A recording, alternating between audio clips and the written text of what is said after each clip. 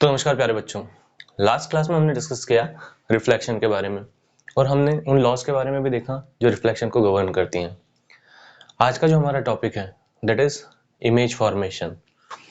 अब एक्चुअल में इमेज होता क्या है, तो आइए हम स्टार्ट करते हैं आज की क्लास दो वर्ड से, जो कि एक होता है आपका ऑब्जेक्ट और एक होता है आपकी image. So as usual let me write it over here, object and image. ठीक है, देखिए मैंने आप लोगों से लास्ट क्लास में डिस्कस किया था कि हम देख पाते हैं, ठीक है।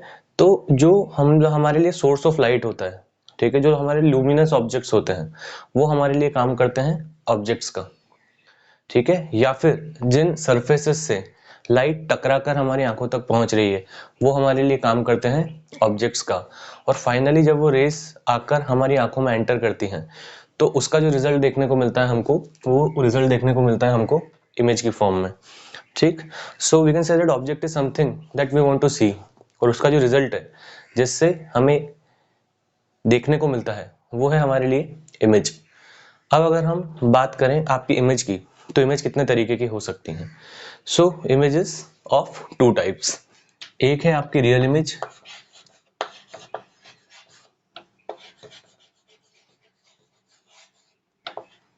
और दूसरी है आपकी वर्चुअल इमेज।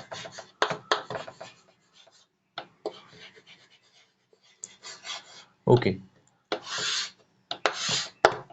रियल इमेज और वर्चुअल इमेज में अगर मैं आप लोगों से बात करूं तो बेसिकली क्या डिफरेंस है, तो बेसिक डिफरेंस होता है आपका कि अगर रिफ्लेक्शन के बाद जो लाइट की रेज हैं अगर एक्चुअली इंटरसेक्ट करती हैं तो उसके बाद जो हमें इमेज देखने को मिलती है that is a real image, okay. और आफ्टर रिफ्लेक्शन अगर वो रेज एक्चुअल में इंटरसेक्ट न करें, उनको एक्सटेंड किया जाए और उसके बाद they seems to meet at a point, एक पॉइंट पर हमको मिलती हुई दिखाई दें, then in that case we will call it a virtual image. So what is a real image? So a real image is formed by the actual intersection of the rays. This forms by the actual intersection of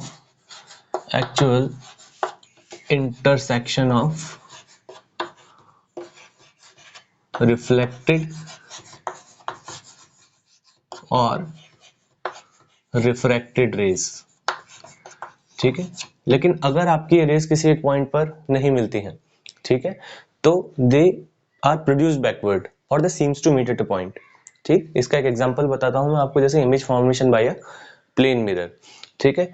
तो suppose करो कि this is a plane mirror, ये हमारा एक plane mirror है, ठीक है।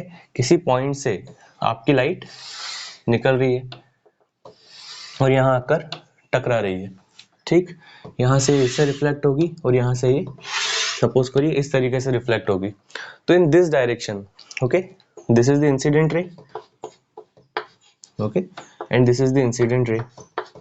These two are the incident rays, ये दो आपकी इंसिडेंट रेज हैं और इसके बाद बाउंस बैक होने के बाद जो हमको दिखाई देती है दैट इज रिफ्लेक्टेड रे, ठीक है। अब अगर आप देखो तो इस डायरेक्शन में जब ये रिफ्लेक्ट होती है, ठीक है, तो एक्चुअली हमको मीट करती हुई दिखाई नहीं दे रही है, दोनों एक दूसरे से क्या हो रही है, काफी ज्यादा दूर जा रही है। तो in this direction there is no chance that they will meet, है ना, इस डायरेक्शन में नहीं मीट करेगी। But if I produce them backwards, ठीक है, इनको लेकिन क्या किया जाए, आपका बैकवर्ड प्रोड्यूस किया जाए, ठीक है, then they will seem to meet at a point. मुझे ऐसा लगेगा कि ये जो मेरी रेज हैं ये किसी एक पॉइंट के ऊपर क्या कर रही है, मीट कर रही है, ठीक है। एक्चुअल में बिल्कुल इसके नीचे आना चाहिए था, खैर थोड़ा सा पीछे चला गया, ऑलमोस्ट सेम है, ठीक है। तो इस पॉइंट पे ये मुझे मिलती हुई दिखाई देती हैं, ठीक है, मिलती हुई दिखाई देती हैं। This are not actually intersecting but they seems to meet at this point, ठीक है। या फिर इसको मैं दूसरे तरीके से देखूं तो इस पॉइंट से रेज मुझे डाइवर्ज करती हुई दिखाई दे रही हैं, ठीक है। तो दो तरीके से आप वर्चुअल इमेज को समझ सकते हैं, ठीक है। तो if the rays are formed by the actual intersection of the reflected और refracted rays then these are the real images, okay, or virtual images, they are not formed by the actual intersection of the rays, but when these rays are produced backward then they seems to meet at a point, ये आपको एक point के ऊपर मिलती हुई दिखाई देती हैं। तो इन दैट केस हम बोलते हैं कि जो आपकी इमेज है वो वर्चुअल इमेज है। अब इससे रिलेटेड कुछ प्रॉपर्टीज वैसे आपने लोअर क्लासेस में पढ़ ली होगी, बट हम एक बार और देख लेते हैं।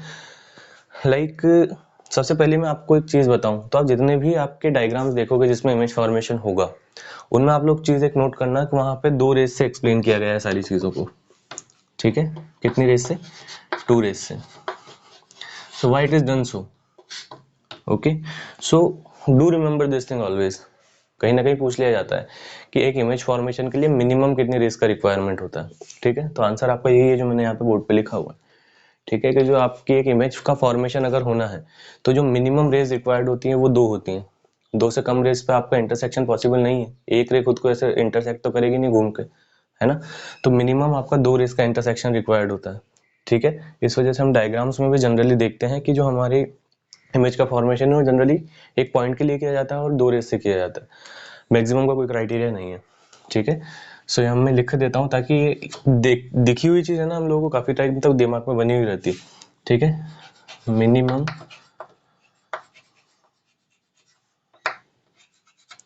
2 rays are required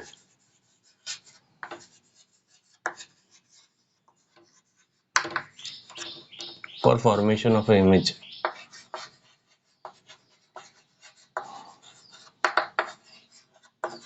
ठीक है, एक इमेज के फॉर्मेशन के लिए मुझे मिनिमम 2 रेस का रिक्वायरमेंट होता है। अब इसकी कुछ प्रॉपर्टीज होती हैं वो जल्दी से हम देख लेते हैं, उसके बाद हम डायरेक्टली आएंगे स्फेरिकल मिरर्स के ऊपर। ठीक है, लाइक अगर मैं आप लोगों से बात करूं रियल इमेज की, तो रियल इमेज को स्क्रीन पे प्रोजेक्ट किया जा सकता है। ठीक है, जैसे अगर मैं बात करूं हमारी आंखों पे जो इमेज बन रही है आपकी, that is a real image. और हमारी आंखों में जहां ये इमेज बन रही है that is a screen known as retina. ठीक है, तो ये हमको इमेजेस स्क्रीन पे प्रोजेक्ट की जा सकती हैं। अगर आप जहाँ पे इमेज बन रही है वहाँ पे एक स्क्रीन रख देंगे ले जाके, तो you will be able to form that image on that screen. वहाँ पे आपको ये इमेज बनती हुई दिखाई देगी। लेकिन रियल इमेज को तो स्क्रीन पर प्रोजेक्ट किया जा सकता है, बट वर्चुअल इमेज को आपकी स्क्रीन पर प्रोजेक्ट नहीं किया जा सकता है। कि ये डिफरेंस हो गया। दूसरा, जो आपकी रियल इमेज होती है वो उल्टी होती है, दीज आर इन्वर्टेड, है ना। ये चीज़ भी ध्यान रखना, क्योंकि अभी जब हम केसेस पढ़ेंगे आगे तो उसमें हम देखेंगे कि जो रियल इमेज है उसको हम किस तरीके से डिफरेंशिएट करते हैं, है ना, वर्चुअल इमेज से। तो यहाँ पे एक चीज़ हम और याद रखेंगे कि रियल इमेज जो है वो आपकी कैसी होती है, इन्वर्टेड होती है। ओके, दूसरा अगर मैं बोलूँ तो रियल इमेज हमेशा मिरर के सामने बनती है। लाइक अगर मैं बोलूँ कि ये रेज अगर आपस में इंटरसेक्ट करती, है ना, आपस में अगर इंटरसेक्ट करती तो इसी डायरेक्शन में बनती। ये हिस्सा मिरर के सामने वाला हिस्सा होता। ठीक है, तो रियल इमेज जो होती है आपकी they always forms in front of the mirror. ठीक है, रियल इमेज में इनके लिए बात कर रहा हूँ। ठीक है, वर्चुअल के लिए मत समझ लेना, I am just writing it over here. Okay, कि जो रियल इमेज होती है आपकी एक तो इन्वर्टेड होती है और दूसरा always forms in front of the mirror, front of mirror, है ना, हमेशा आपके मिरर के सामने बनती है। ठीक है, तो ये सारी चीज़ें हैं, बेसिक चीज़ें हैं, ये सारी चीज़ें हमको ध्यान में रखना है। ठीक है, अब जो हमारा मेन टॉपिक है जिससे जनरली क्वेश्चंस पूछे जाते हैं, ठीक है, that is related to curved surfaces. ठीक है, वो कर्व्ड सरफेसेस से किस तरीके से हमको डील करना है, let us try and understand that concept. I hope ये दोनों चीज़ें आप लोगों को समझ में आ गई है, क्योंकि ये सारी चीज़ें आप लोगों को अभी बताना पड़ेगी। ठीक है, तो अगला जो टॉपिक है हमारा दैट इज स्फेरिकल मिरर्स, है ना। स्फेरिकल मिरर से पहले मैं अगर आप लोगों से बात करूं तो, है ना, मैं 2 सरफेसेस के बारे में आप लोगों से बात करूंगा। ठीक है, तो यहाँ पे अगर मैं बात करूं आपसे तो मैं सबसे पहले लिख देता हूँ स्फेरिकल सरफेसेस।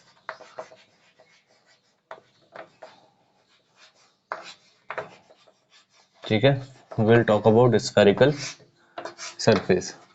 तो अगर मैं आप लोगों से स्फेरिकल सरफेस की बात करूं तो सबसे पहले मेरे को एक स्फीयर बनाना होगा, है ना। तो मैं क्या करता हूँ कि स्फीयर का मतलब क्या होता है आपको अगर मैं बात करूँ तो एक बास्केटबॉल आप लोगों ने देखी होगी, शॉर्ट पुट की बॉल आप लोगों ने देखी होगी, तो दिस आर स्फीयर।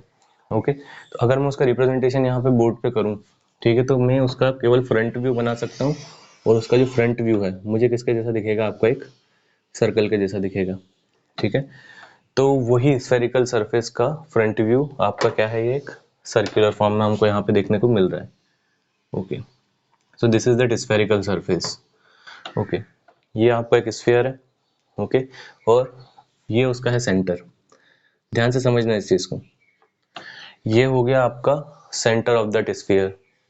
ओके, या फिर स्फेरिकल सरफेसेस के साथ में मिरर भी जोड़ ही देता हूँ तो साथ में ही समझ लेंगे इसको दोनों चीजों को। ओके, मिरर क्या है आपका, मिरर एक ऐसा सरफेस होता है जो ऑलमोस्ट सारी लाइट जो उसके ऊपर गिरती है उसको क्या कर देता है, रिफ्लेक्ट कर देता है। और ये ऐसा क्यों कर पाता है, क्योंकि इसका एक हिस्सा जो रहता है वो कैसा रहता है, आपका रिफ्लेक्टिंग सरफेस होता है, और दूसरा जो हिस्सा रहता है वो इसका क्या रहता है, पेंटेड रहता है, मतलब ओपेक रहता है। ठीक है, तो इस वजह से लाइट जैसे उस सरफेस पर गिरती है वो उस ओपेक सरफेस को क्रॉस नहीं कर पाती है और वो क्या कर जाती है, रिफ्लेक्ट कर जाती है, जिससे हम उस ग्लास को, okay, mirror is generally made of glass, जिससे हम उसको क्या बनाते हैं, ओपेक बनाते हैं। हम कोशिश करते हैं कि वो जो सरफेस है जो हम लगा रहे हैं जिसकी वजह से लाइट आपकी रिफ्लेक्ट हो कंप्लीटली, तो वो हम यूज करते हैं a good reflector of light. And basically we know that silver is one of the best reflectors of light. तो जो मिरर है उसके पीछे जो लगाया जाता है, जो पेंट किया जाता है, वो सिल्वर होता है। ये क्वेश्चन कई बार पूछा गया है। ठीक है, कि मिरर को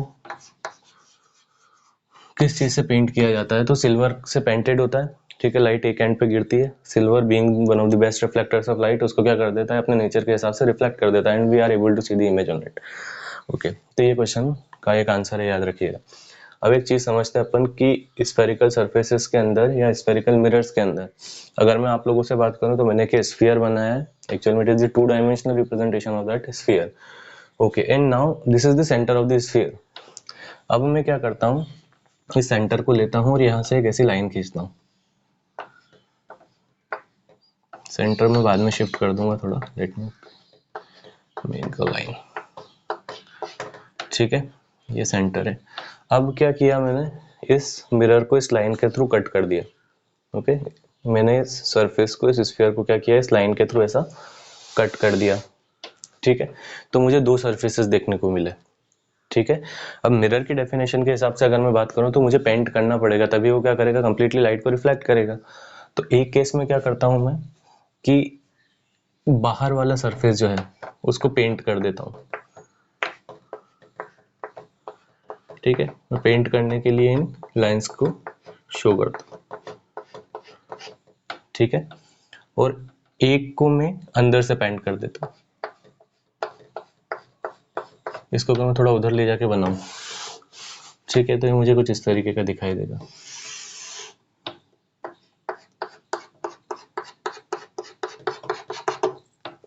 ओके, अब अगर मैं आप लोगों से डिस्कस करूं थोड़ा, तो अभी एक मिरर बन चुके हैं। प्रीवियसली देवर सरफेसेस। ओके, तो सरफेसेस में कौन से सरफेस हो जाते हैं, first of all they are spherical surfaces. जैसे आप इनको कट करते हो तो इनके दो नाम हो जाते हैं। ठीक है, एक में अगर आप देखो तो जो रिफ्लेक्टिंग सरफेस है उस स्फीयर की तरफ पॉइंट कर रहा है, जिसका ये आपका मिरर एक हिस्सा है। ठीक है, तो अगर मेरे कर्व्ड सरफेस का इनवर्ट सरफेस रिफ्लेक्टिंग है, ठीक है, then that type of mirror is known as concave mirror.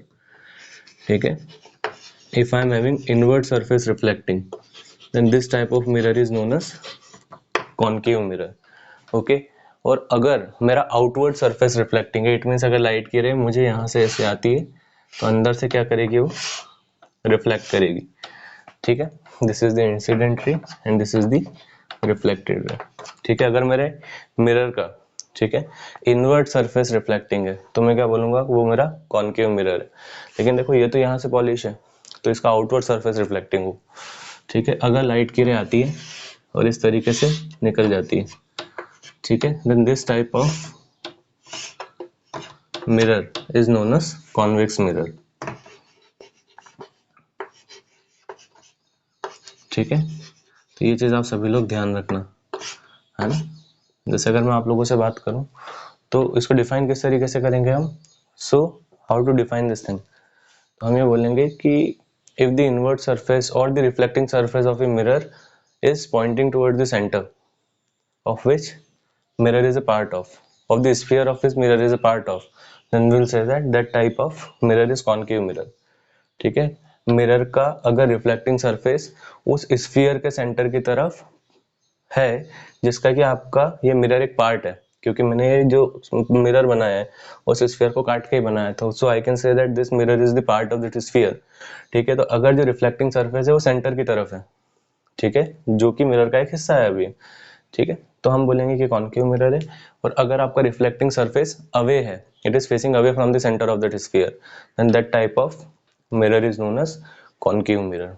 ठीक है, so this is the basic definition of the mirror. Okay, और इनके टाइप्स भी हमने देख ही लिए हैं, ठीक है। अब हमको जो यहाँ पे देखना है बेसिकली वो देखना है जो कि टर्म्स इनसे रिलेटेड है। There are some terms that are related with this type of mirror, जो कि हमको आगे काम आने वाली है, ठीक है।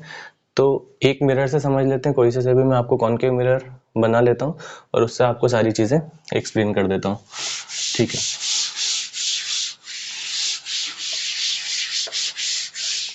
तो सबसे पहले मैं क्या करता हूँ बेटा, यहाँ पे एक कॉनकेव मिरर बनाता हूँ, ठीक है। कॉनकेव मिरर मतलब क्या, अंदर वाला सरफेस आपका कैसा होगा, रिफ्लेक्टिंग होगा,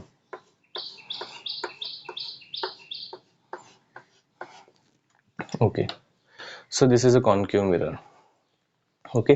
अब अगर इस कर्व को, है ना, अब इस कर्व को मैंने कहाँ से लिया था, उस स्फीयर को काट के लिया था। तो अगर मैं इसको सपोज करो पूरा कर देता हूँ, तो ये वो वापस से वो स्फीयर बन गया। इस स्फीयर का एक सेंटर था जो कि ये था। अब ये जो सेंटर था उस स्फीयर का, ये अब उस कर्व के लिए सेंटर है, ध्यान से समझना इस चीज को। ये जो आपका सेंटर उस स्फीयर का था, now this centre is for this particular curve, है ना। सेंटर तो आपका चेंज होगा नहीं, बट ये सेंटर जो है वो आप किसके लिए है, इस कर्व के लिए है, ठीक है।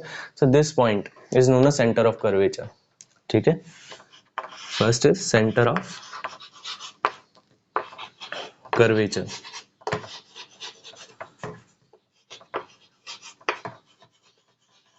ठीक है।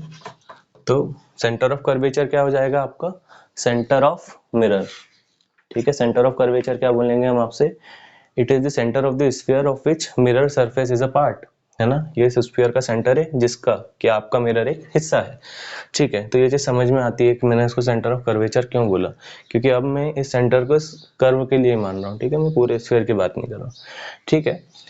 अब दूसरी चीज यहाँ पे अगर मैं आप लोगों से बात करूं तो व्हाट इज पोल, ठीक है। तो अब अगर मैं आप लोगों से बात करूं पोल की, तो ये जो आपका मिरर है, ठीक है, इसका जो सेंटर होता है, ठीक है, इस मिरर का जो सेंटर होता है, that centre is known as pole, ठीक है। इसको मैं पी से रिजेंबल करता हूँ, यहाँ मैं इनके इनिशियल्स लिख देता हूँ ताकि हम लोगों को समझ में आ जाए। लाइक फर्स्ट हमने पढ़ा सेंटर ऑफ कर्वेचर, जिसको हम सी से डिनोट करते हैं, ठीक है। तो सी किस चीज को बताता है, हमारा सेंटर ऑफ कर्वेचर को। और सेंटर ऑफ मिरर जो होता है आपका, that is known as pole, ठीक है। तो पी जो होता है आपका, दैट इज पोल, और पोल क्या होता है आपका, this is the centre of mirror, ठीक है। ये उस मिरर का क्या होता है, आपका सेंटर होता है, ठीक है। अब बहुत सारी लाइट की रेज क्या करती है, मिरर के ऊपर आकर गिरती हैं, ठीक है। They are known as axis, आप उनको एक्सिस बोल सकते हो। लेकिन एक लाइट की रे ऐसी होगी जो कि आपकी सेंटर ऑफ कर्वेचर से गुजरती हुई किससे पास होकर निकलेगी, पोल से, ठीक है। तो वो जो लाइन होती है आपकी, that is known as principal axis. Axis बहुत सारी हो सकती हैं, लाइक एक लाइट की रे आके इधर गिर रही है पोल के ऊपर, एक इधर गिर रही है, तो they can be axis.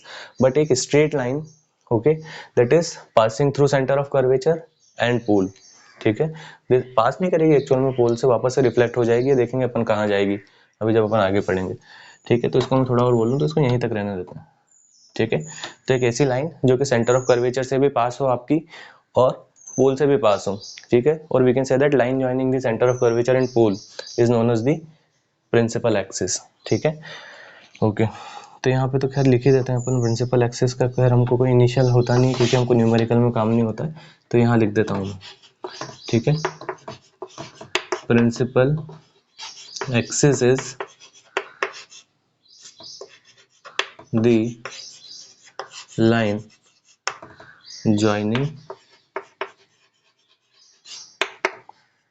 center of curvature and pole, ठीक है। ये चीज समझेंगे हम।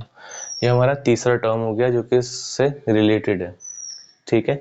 चौथे टर्म की अगर मैं आप लोगों से बात करूं तो चौथा आता है आपका रेडियस ऑफ कर्वेचर, ठीक है। तो डेफिनेटली अगर आपका क्या है, सर्कल है, ठीक है, सर्कल का इस पॉइंट से लेके इस पॉइंट तक का डिस्टेंस होगा, उसका डायमीटर होगा, ठीक है। तो सेंटर से लेके जो पोल तक की डिस्टेंस होगी आपकी, वो क्या हो जाएगी आपकी radius of curvature, okay. So from centre to pole is known as radius of curvature. Radius of curvature को हम कैपिटल आर के साथ इंडिकेट करते हैं। मैं यहाँ लिख देता हूँ, ठीक है। तो आर क्या हो गया हम लोगों के लिए, रेडियस ऑफ कर्वेचर, ठीक है। आर क्या हो गया हम लोगों के लिए, रेडियस ऑफ कर्वेचर हो गया। And I think all the things are completed. एक हो गया आपका अपर्चर क्या होता है, ठीक है। तो अपर्चर की अगर मैं बात करूं तो अपर्चर जो होता है आपका एरिया होता है मिरर का जो रिफ्लेक्शन के लिए अवेलेबल होता है, ठीक है। तो एरिया जो है आपका इन दोनों लाइंस के बीच में लाई करेगा। अगर मैं यहाँ पे इन दोनों लाइन को, इन दोनों एंड्स को अगर मैं इसको ए बोलूँ इस पॉइंट के, और इस पॉइंट को अगर मैं बी बोलूँ, ठीक है। तो अगर मैं इनको एक स्ट्रेट लाइन से ज्वाइन करूँ, ठीक है,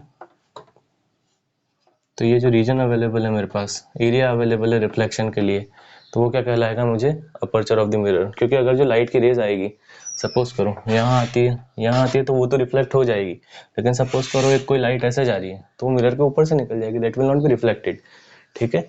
तो एक मिरर अपने अपर्चर के हिसाब से क्या करता है, लाइट को रिफ्लेक्ट करता है। जितना ज़्यादा अपर्चर होगा उतना ज़्यादा ही आपकी लाइट का रिफ्लेक्शन होगा, ठीक है। तो what is A B, A B is the aperture, ठीक है। तो ये भी यहाँ लिख देते हैं हम कि अपर्चर जो होता है आपका, aperture is area of mirror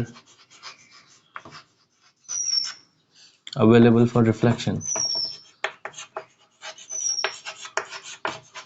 ठीक है। रिफ्लेक्शन के लिए आपका ये जो एरिया है वो अवेलेबल होता है, ठीक है। अब इतनी सारी चीज़ें तो हमको समझ में आ गई है ना। अब जो मेन चीज़ें हैं मैं आप लोगों को दो तीन यहाँ पे बता देता हूँ, ठीक है। कि जब आप न्यूमेरिकल करेंगे, बेसिकली इससे न्यूमेरिकल आता है आपके एग्जाम में, ठीक है। और इस बार भी आएगा, मीन्स हर साल आता है। मिरर लेंस हो गया आपका, ठीक है, यहाँ से न्यूमेरिकल आना ही आना है, ठीक है। तो यहाँ पे जब आप न्यूमेरिकल देखते हो तो यहाँ पे कुछ टर्मिनोलॉजीज है, कुछ साइन कन्वेंशन है जो हमको याद रखना होता है, ठीक है।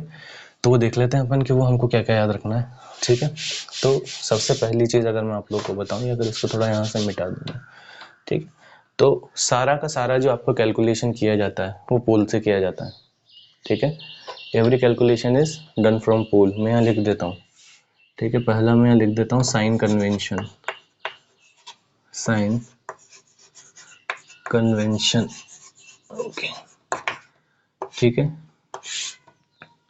तो साइन कन्वेंशन में पहली चीज, all the calculations are done from pole, all calculations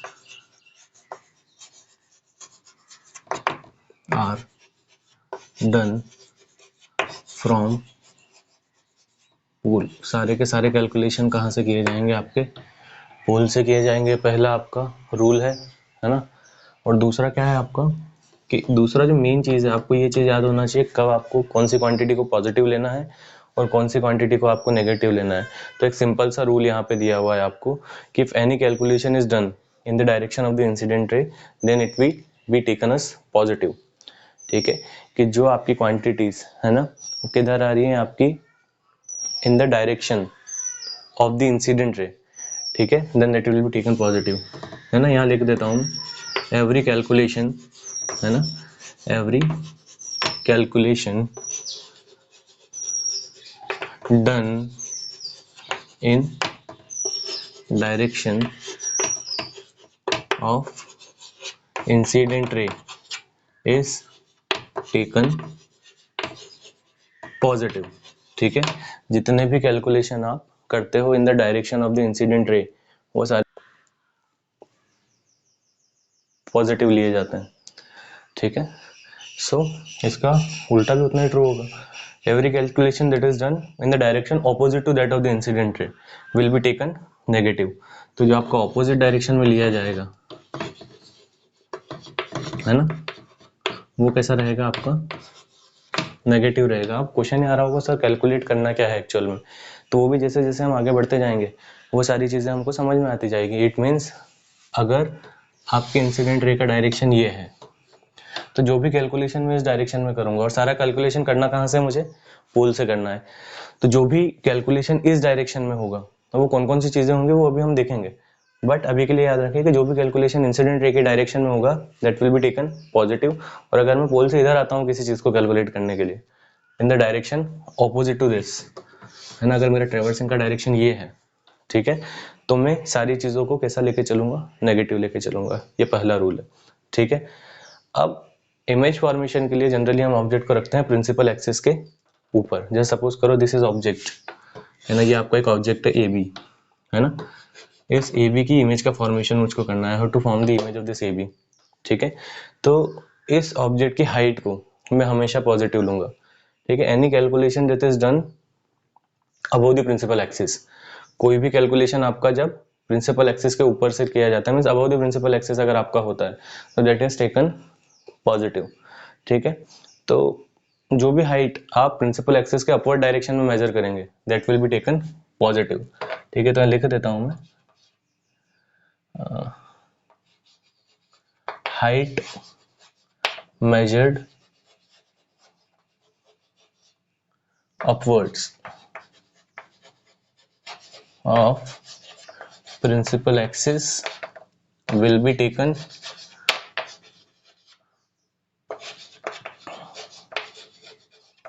positive. ये कैसे ली जाएगी आपकी पॉजिटिव, ठीक है। तो it means height of the object will be always taken positive. आप ये मान सकते हो, हम ऑब्जेक्ट को हमेशा प्रिंसिपल एक्सिस के ऊपर ही रखते हैं, ठीक है। तो हाइट ऑफ द ऑब्जेक्ट जो रहेगी आपकी वो हमेशा कैसी ली जाएगी, पॉजिटिव ली जाएगी। इसका उल्टा अगर हम देखें तो अगर सपोज करो कि हमारी इमेज का फॉर्मेशन कुछ इस तरीके से हुआ है, ठीक है, तो ये हमारी एक इन्वर्टेड इमेज है, ठीक है, और प्रिंसिपल एक्सिस के डाउनवर्ड डायरेक्शन में है, तो वो कैसी ली जाएगी आपकी, नेगेटिव ली जाएगी, ठीक है। हाइट मेजर्ड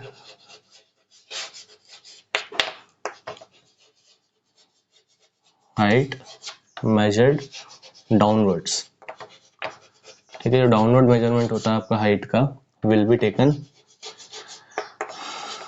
ठीक है, नेगेटिव।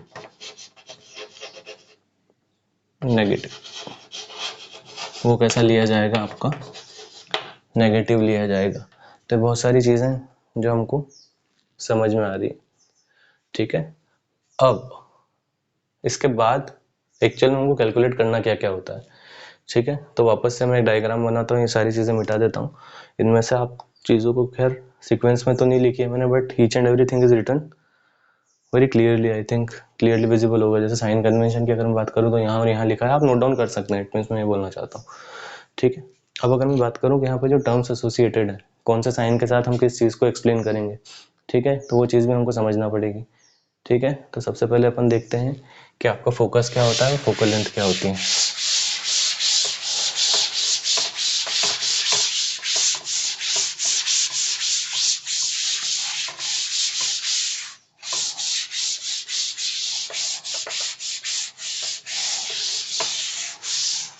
ठीक है, what is focus and what is focal length, ठीक है। तो अगेन यहाँ मैं अगला क्या पढ़ा रहा हूँ आपको, फोकस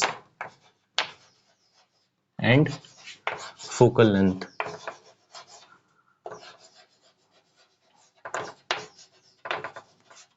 आपका फोकस क्या होता है और आपकी फोकल लेंथ क्या होती है ना। तो वापस से एक मिरर बना देता हूँ, मिरर तो बनाना पड़ेगा क्योंकि इसी से हमको क्या मिलेगा, हमारे सारे टर्म्स मिलेंगे। तो मिरर तो साफ बनाना ही है। ये हो गया आपका पोल, और पोल से जो सेंटर ऑफ कर्वेचर को पास होकर जा रही है एक लाइन, ठीक है। तो होता क्या है कि जब हमने देखा, सपोज करो मैंने यहाँ से एक रे इंसिडेंट करी, है ना, एक इंसिडेंट रे आती है और मिरर के हिस्से पे टकराती है, ठीक है। टकराने के बाद में क्या देखता हूँ कि वो आपकी इस पॉइंट पे आकर प्रिंसिपल एक्सिस को क्या करती है, इंटरसेक्ट करती है, ठीक है। तो इस पॉइंट को मैं मार्क कर लेता हूँ, ठीक है। फिर मैं दूसरी रे लेता हूँ, तो मैं दूसरी रे के साथ ये देखता हूँ कि अगर ये रे मेरी प्रिंसिपल एक्सिस के पैरेलल है, ठीक है, it means if the incident ray is parallel to the principal axis, तो मैं देखता हूँ कि ये वाली भी जो रे है आपकी, ये किसी पॉइंट पे जाकर आपका क्या करती है, इंटरसेक्ट करती है प्रिंसिपल एक्सिस को। और ये पॉइंट आपका वही है जिसमें रे 1 ने इंटरसेक्ट किया था। दिस इज रे 1, दिस इज रे 2, ठीक है साहब। मैंने बोला क्या ऐसा हो सकता है, तो मैं और रे कंसिडर करता हूँ। और मैं यहाँ पे आया, ठीक है, यहाँ पे आया तो यहाँ से प्रिंसिपल एक्सिस सॉरी के पैरेलल एक इंसिडेंट रे आई, वो रिफ्लेक्शन के बाद मैंने देखा again it is intersecting with 1 point. फिर मैं यहाँ आया, यहाँ से भी मैंने देखा कि सारी की सारी जो रे हैं वो अगर इंसिडेंट रे आपके प्रिंसिपल एक्सिस के पैरेलल है तो मैंने एक चीज ऑब्जर्व की कि ये सारी की सारी लाइन जो है आपकी क्या करेगी, प्रिंसिपल एक्सिस पे किसी एक पॉइंट के ऊपर जाकर क्या करेगी, इंटरसेक्ट करेंगी। ठीक है, तो ये सारी की सारी लाइन का एक पॉइंट पे मिलना, मैं इसको दूसरे वर्ड में बोलूं तो सारी की सारी रेज जो कि प्रिंसिपल एक्सिस के पैरेलल हैं, ये किसी एक पॉइंट पे जाकर क्या कर रही है, फोकस कर रही है।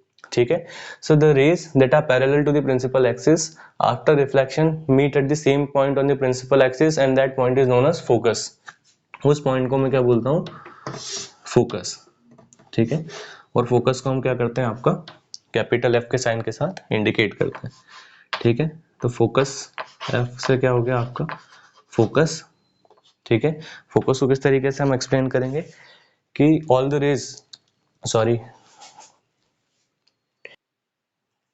all the rays that are parallel to the principal axis will meet at a point on the principal axis and that point will be known as focus। ठीक है, और फोकस से लेके आपकी पोल तक की जो दूरी होती है, ठीक है, इसको थोड़ा मैं नीचे लेके आ जाता हूँ, तो यहाँ से यहाँ तक की जो आपकी डिस्टेंस होती है, कहाँ से कहाँ तक की, फोकस से लेके पोल तक की जो दूरी होती है आपकी, उसको बोला जाता है फोकल लेंथ। ठीक है, और फोकल लेंथ को स्मॉल एफ के साइन के साथ इंडिकेट किया जाता है, फोकल लेंथ। ठीक है, focal length is distance from focus to pole. ठीक है, तो ये चीज ध्यान रखिएगा, है ना। तो ये सारी हमारी टर्म्स जो है किससे रिलेटेड है, आपकी मिरर से रिलेटेड है। अब देखो यहाँ से क्वेश्चन निकल के आ सकता है ना, कि जो आपका कॉनकेव मिरर होता है उसका जो फोकस होता है वो रियल होता है या वर्चुअल होता है। ठीक है, तो समझ सकते हैं। अब यहाँ पे ध्यान से देखो, आपको खुद को पता चल जाएगा कि ये जो है आपकी सारी रेज है, इसमें मैं प्रिंसिपल एक्सिस को भी एक रे मान रहा हूँ। ठीक है, प्रिंसिपल एक्सिस को मैं मान लेता हूँ, दिस इज दी रे 3। ठीक है, दिस इज रे 4 एंड दिस इज रे 5, है ना। तो अब ध्यान से देखेंगे अगर अपन, तो सारी जो रेज है आपकी मिरर पे टकरा रही है, टकराने के बाद एक्चुअली इंटरसेक्ट कर रही है इस पॉइंट के ऊपर। तो ये जो पॉइंट है, ठीक है, यहाँ पे इन रेज की एक पॉइंट साइज इमेज का फॉर्मेशन करेगा, और यहाँ पे जो आपकी इमेज फॉर्म होगी, अगर मैं कंसिडर करता हूँ सारी पैरेलल रेज जो इमेज फॉर्मेशन कर रही है यहाँ पे, तो that will be a real image. और चूंकि मैं यहाँ बोल रहा हूँ कि दिस इज द फोकस, तो ये जो फोकस होगा आपका that will be a real focus. ठीक है, तो यहाँ लिख देता हूँ मैं, focus of concave mirror is real.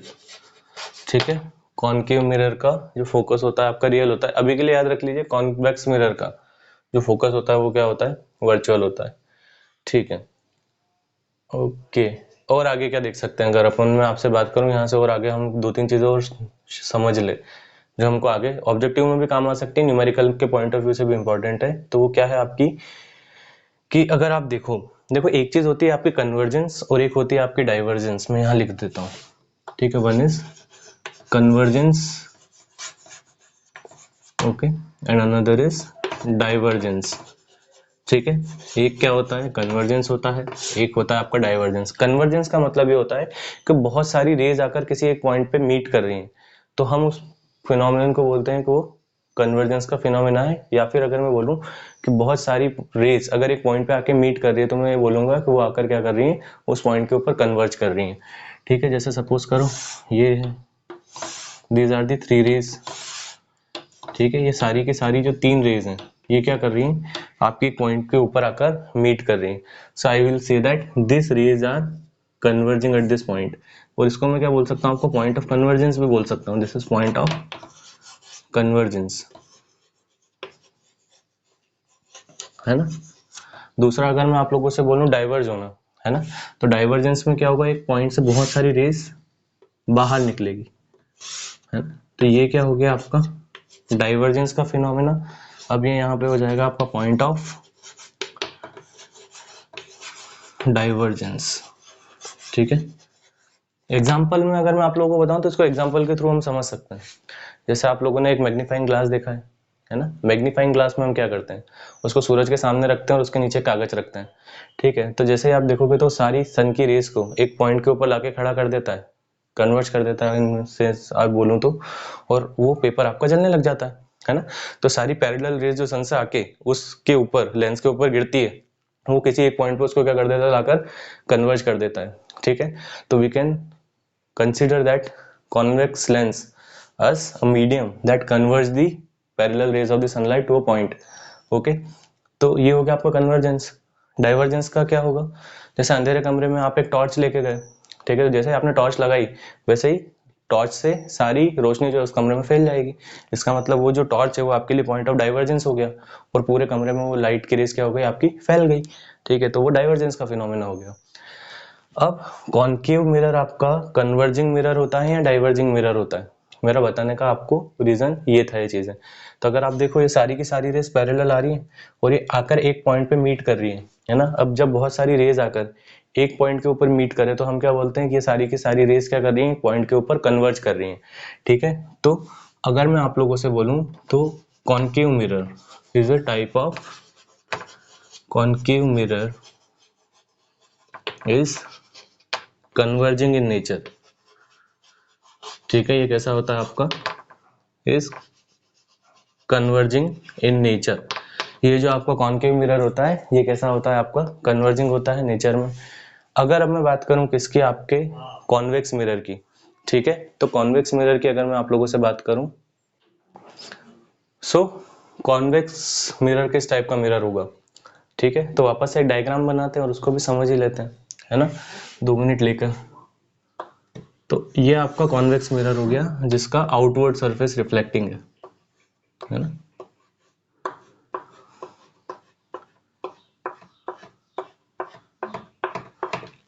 ठीक है, तो ये हो गया इसका सेंटर जिसको हम पोल बोलते हैं, और इसी को अगर मैं इस डायरेक्शन में कंप्लीट करूँ तो आपका पूरा हो जाएगा सर्कल, और ये सर्कल का होगा सेंटर, है ना। और एक लाइन आएगी स्ट्रेट, है ना, इसको सर्कल को इसके सेंटर को इसके हिसाब से बना देता हूँ, this will be the centre, okay. अब देखो आपको ऑब्जेक्ट को किस साइड रखना है सबसे पहले। तो उस केस में हमने देखा था कि हम इस साइड सेंटर ऑफ कर्वेचर की तरफ हमारे ऑब्जेक्ट्स को रखते थे in case of concave mirror, but it is not possible in this case. हमको कहाँ रखना होगा, आपका ऑपोजिट डायरेक्शन में, ठीक है। अब यहाँ पे अगर मैं देखूं आप लोगों से, तो यहाँ पे आपका जो फोकस होगा वो रियल होगा या वर्चुअल होगा, मैंने इसलिए आपको बताने के लिए डायग्राम बनाया। तो देखो सबसे पहली बात कि जो लाइट की रे आएगी, है ना, ये आपकी इंसिडेंट रे है ना। अब यहाँ से एक डाउट मन में आता है बच्चों को कि ये रे जाएगी कहाँ, इस चीज का मुझे पता कैसे चले, ठीक है। तो इसको अगर मैं आप लोगों को थोड़ा समझाऊं, ठीक है, तो मुझे अगर डायरेक्शन पता करना है कि मेरी रिफ्लेक्टेड रे का डायरेक्शन क्या होगा, तो मैंने लॉज ऑफ रिफ्लेक्शन पढ़ी है लास्ट क्लास के अंदर, है ना। लॉज ऑफ रिफ्लेक्शन में मैंने क्या देखा था कि अगर मुझे रिफ्लेक्टेड रे का डायरेक्शन चाहिए तो मुझे नॉर्मल का पता होना चाहिए, है ना। अब बात यह है कि नॉर्मल इधर बनेगा या नॉर्मल इधर बनेगा, ठीक है। तो आपका एक रूल है, आपका मैथ्स के अंदर एक थ्योरम है कि अगर इस पॉइंट के ऊपर टेंजेंट डालूं मैं, है ना, और उसको किससे ज्वाइन कर दूं, सेंटर ऑफ कर्वेचर से इस लाइन को ज्वाइन कर दूं, तो ये जो एंगल है आपका, ठीक है, ये कितने डिग्री का बनता है, 90 डिग्री का बनता है। तो इस पे जो नॉर्मल डलेगा आपका वो इस डायरेक्शन में होगा, है ना। अब अगर ये आपका एंगल ऑफ इंसिडेंस है तो एंगल ऑफ रिफ्लेक्शन इधर तो बन नहीं सकता, नॉर्मल के हमेशा उधर ही बनता है। तो ये वाली जो रे है आपकी किधर चली जाएगी, उधर चली जाएगी, ठीक है। इन अ सिमिलर मैनर एक लाइट की रे आती है, आप यहाँ पे से इसको सेंटर से ज्वाइन कर देते हैं और ये रे किधर निकल जाती है आपकी, इधर निकल जाती है। सिमिलरली यहाँ से एक रे आएगी, इधर निकल जाएगी, यहाँ से एक रे आएगी आपकी, इधर निकल जाएगी। सारी की सारी जो रेज है these are parallel to principal axis. लेकिन क्या ये एक रियल फोकस क्रिएट करेगी, नहीं करेगी, क्योंकि सारी की सारी क्या कर रही है, आपकी अलग अलग डायरेक्शन में जा रही है। लेकिन when they are produced backwards, है ना, इनको जब आप बैकवर्ड प्रोड्यूस करते हैं, ठीक है, थोड़ा सा टेढ़ा हो गया, समझ लेंगे में आसानी है, उसको कर ही देता हूँ, ठीक है, ठीक है।